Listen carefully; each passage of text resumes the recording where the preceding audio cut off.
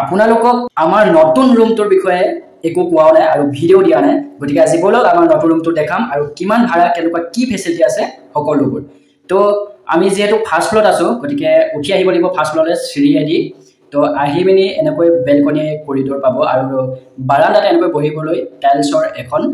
বেঞ্চৰ দৰে পাব এখন বাৰান্দাখন তাৰ পাছতে ধুনিয়াকৈ ভিতৰলৈ ঘুমাই গলো এটো প্ৰথম ৰুমটো ঘৰটোৰ লগতে পুৰা কমপ্লিটলি লগাকৈ আছে মানে ঘৰটোৰ লগতে লাগি আছে এটো আলমিৰাৰ দৰে তাতে বহুতো বস্তু থব পাৰি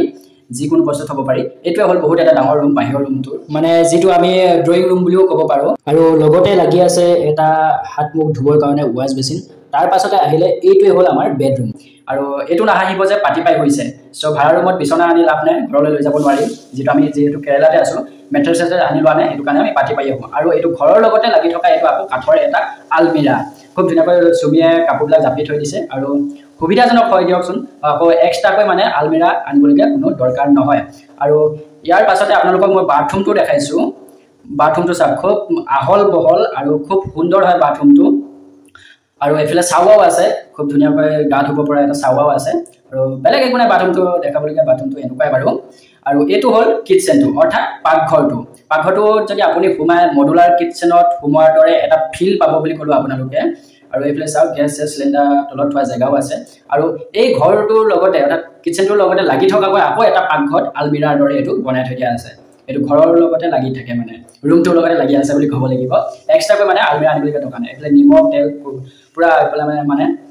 কিচেনৰ বস্তুখিনি ৰখা হৈছে আৰু এফালে সানা আছে কিবা কিবি এইবিলাক ষ্টকত আমি মানে বক্সটো থৈ দিছো নতুনকৈ ফেন অনা আছিল আজি নতুনকৈ ফেনখনৰ বক্সটো আৰু দেহা মানুহ কাৰণে মেৰিগোল্ড বিস্কুট আৰু ওপৰ ফালে যদি আপুনি চাও ধুনীয়াকৈ এখন মানে কিবা কিবি বস্তু থব পৰা সাজা এখন আছে আৰু বাহিৰৰ ফালে যদি আপোনালোকে চাও ইয়া এখন এটা বেলকনি নে বালকনি বুলি নাজানো ক্ষমা কৰিব বালকনি বুলি কোৱা মানে মই ইমান দূৰ নাজানো তো ইমানে আছিল ৰুমটো আৰু তললৈ যদি চাই আমি পিয়াজ চিয়াজ নহৰু বিলাহী আলু এনেকৈ চাউল এনেকৈ তলত থৈ দিছো আৰু খুব ধুনীয়াকৈ থব পৰা এটা সুবিধাও বনাই দিছে মানে বেলেগ এক্সট্ৰাকে মোনাত ভৰাই থবলগীয়া দৰকাৰ নাই আৰু এতিয়া যদি আপোনালোকে কয় যে হুধে মোক যে ৰুমটোৰ ভাড়া কিমান আপোনালোকে শুনিলে সঁচাকৈ আচৰিত হৈ যাব যে ৰুমটোৰ ভাড়া মাত্ৰ 3000 পাৰ মন্থ অৰ্থাৎ প্ৰতি মাহে ৰুমটোৰ ভাড়া 3000 কৈ দিব লাগিব আপুনি গতিকে আমাৰ অসমৰ ৰুম বিলাক আৰু এই কেৰেলাৰ ৰুম বিলাক আৰু প্ৰাইচটোৰ হৈতে যেটো ৰুমৰ ভাড়া হেতুৰ পাৰ্থক্য অৰ্থাৎ ডিফাৰেন্সটো আপুনি নিজে বিচাৰি লওক এবাৰ এনে অনুভৱ কৰি চাওকচোন কিমান কি ডিফাৰেন্স 3000 টকা প্ৰতি মাহে আমাৰ অসমত কিন্তু এনেকুৱা এটা ৰুম কেতিয়াও নাপায় এটো গুটেটো এটা ফ্লেটৰ দৰে নহয় যে এটো গুটেটো এটা ঘৰৰ দৰে নহয় জানো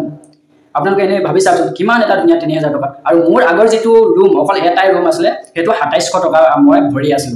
কিমান মানে কিছুমান ঠকবাজিও আছে 2700 টকা হে কলকৰীয়া এটা